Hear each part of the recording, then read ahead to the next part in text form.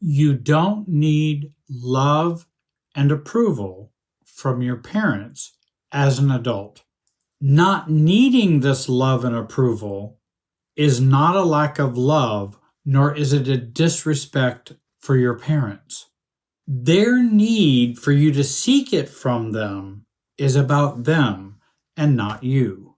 I hope you'll like, subscribe, and comment on this video. We respond to the comments that people put on there. This video is entitled Building Up Your Ability to Go Without Love and Approval of Your Parents as an Adult. First of all, you don't need love, respect, approval from your parents as an adult. We just don't need it. We're adults. As children we do, but not as adults. Would it be nice? Of course it would be nice, but it's not needed. This feeling or need is a carryover from our childhood. Many adults who have been programmed to see parental approval as normal and the right thing to seek. When we become adults, we become brothers and sisters to our parents, not parents to children. They're adults, we're adults. I believe this need and desire, even addiction for love, approval, and acceptance, causes many who have grown up in dysfunctional families a tremendous amount of pain. I hear it all the time. Adults who receive this growing up don't need it. Those who grew up without it crave, chase, and hustle for it. And again, if you got it, you don't need it. If you didn't get it, then we search for the rest of our lives for it.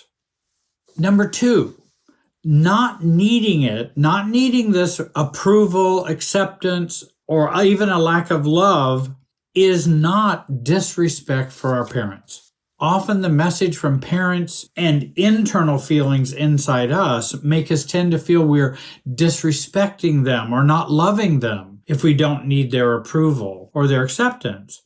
Many of us feel like we owe our parents, and some parents feel you do owe them for all that they have done. However, that's a dysfunctional belief, an unhealthy belief. They also may believe that you should be accepting their advice, needing their acceptance, and deferring to them because they are your parents. That's appropriate when you're children. It's not appropriate when we're adults. We do not owe our parents. They chose to have us. They chose to raise us. This was their responsibility that they chose. Kids don't owe parents for being cared for and being given a good life, food, clothing, schooling, a new car. Kids don't owe their parents for that. That's something parents can choose and do choose to give.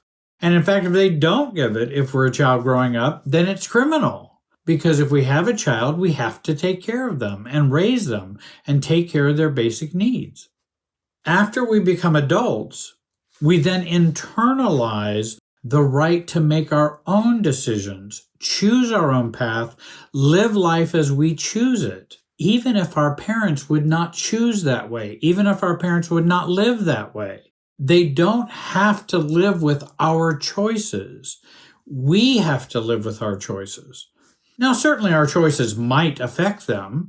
If I decide I've been living in the same hometown with my parents for all my life, and then I decide I want to move 3 states away, well, that would affect them. I understand that, and I can be sensitive and empathetic to that.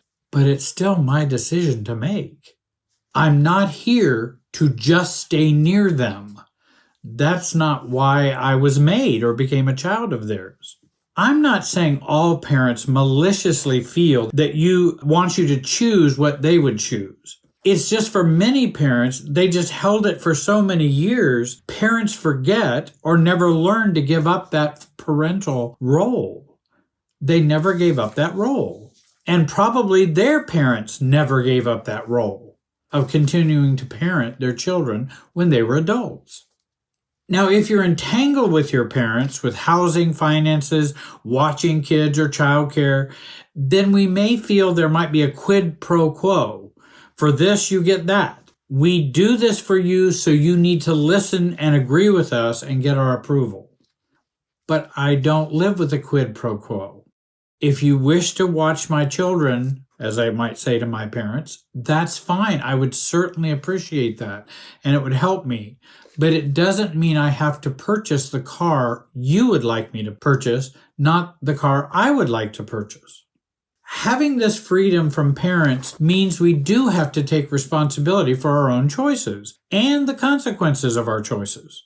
And this can be difficult for many of us because that's a part of growing up and being adult. We call it, oh, I've got to be an adult today. I'm adulting, which means I've got to do those things and take the responsibility for the decisions and do those things I'd rather have somebody else do for me. But that's what an adult does. If I do what my parents say, some of us immaturely might feel, then I have an immature right to blame them for the choice. So if I just go by their approval and acceptance and do what they want, guess who I can blame? Them.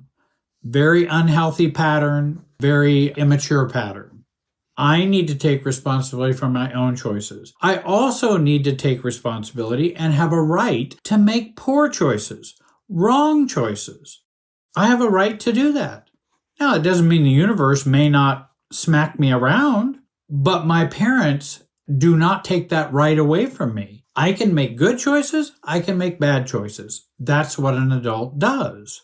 Thirdly, our parents' need for us to seek their approval and acceptance is often about them, not us.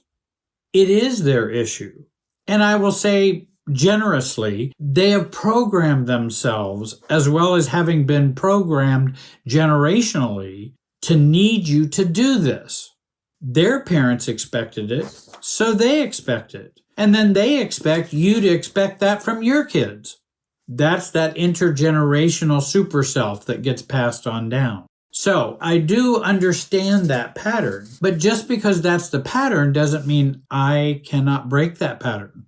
Remember, this is their programming for what is a normal parent-to-child relationship or parent-to-adult-child relationship. That's their model from what they got from their parents. When we decide to change this relationship, for example, we want to acknowledge our awareness of our part in it and that it has been a norm for a long time. So there's nothing wrong with being empathetic or understanding where they're coming from. Now, if your parents don't make a change or don't grow up because you're saying, hey, no longer am I going to be looking for your approval, I'm just going to be making decisions that I choose to make. I may ask you for advice, but I'm not looking for your approval. And that if they want to continue, that you should continue the same deference, or that they become stingy or hurt with their acceptance and approval and love, don't change back.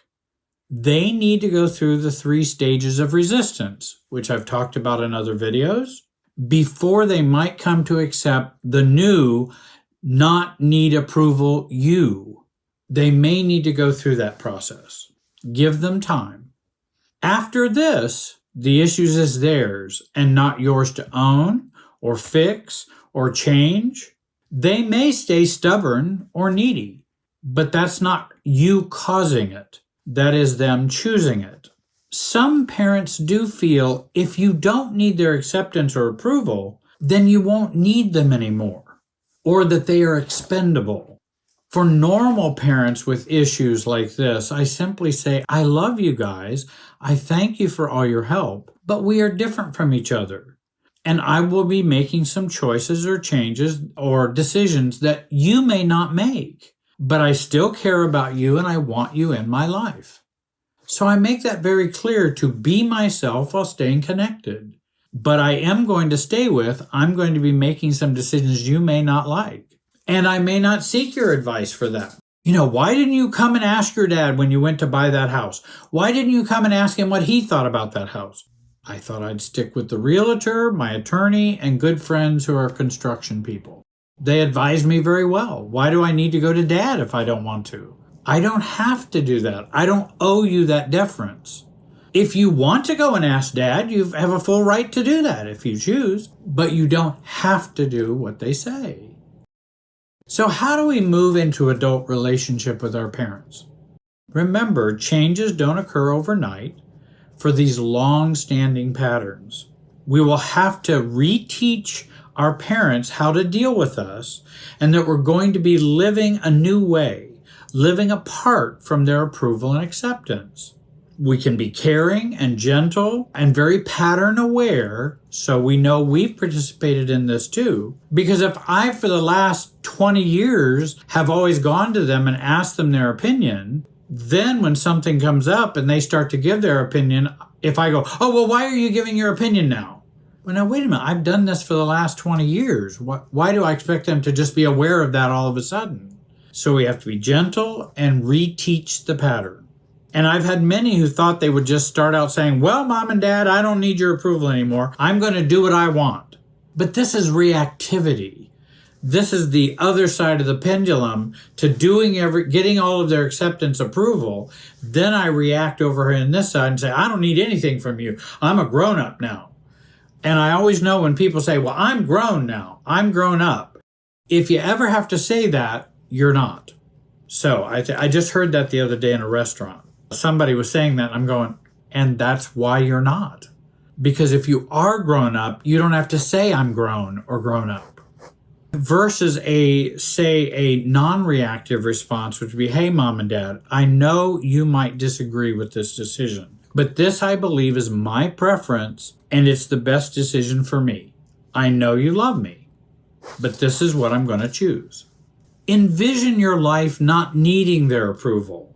What would that look like? What would you do if both your parents were gone? What if a magic wand just disappeared them? What would you do and how would you live? I like to tell, love your parents and live like they're gone. Now, again, I'm not, if they're troubled parents, narcissistic parents, all kinds of other types of parents, well, now that rule doesn't apply exactly in that way. But it's still okay to be caring about your parents, but you can also live as though they are not here in terms of you making your own decisions. And my hunch is eventually they won't be here. It is the normal course of things that your parents die before you. Both of my parents have passed away. And I wanted to live who I was while they're alive and live who I was after they're gone. I did that sorta, and many times I failed, and I've been working on doing it better and better. And particularly my mother, who lived much longer, I was able to work on it much more with her without rejecting her. Ask yourself, what would be the downside of letting go of parental approval or that need for that acceptance? Or what would be the downsides of that? And deal with those consequences, those downsides. For example, they might stop watching your children. They might feel hurt and unloved. They might even think you're being an ungrateful child. They might retaliate. Your mother might cry. Your dad might cry. And maybe they would have hurt feelings. Maybe they would believe you're being selfish. All those are the downsides of not seeking their approval. Deal with fortifying yourself against those things. Lastly, grieve the loss of parental acceptance or love or approval, that some may need to accept that it will never happen, and resolve the feelings associated with accepting that I will never get my parents' approval and acceptance. And that's okay. They can be who they are, and I got to be who I am.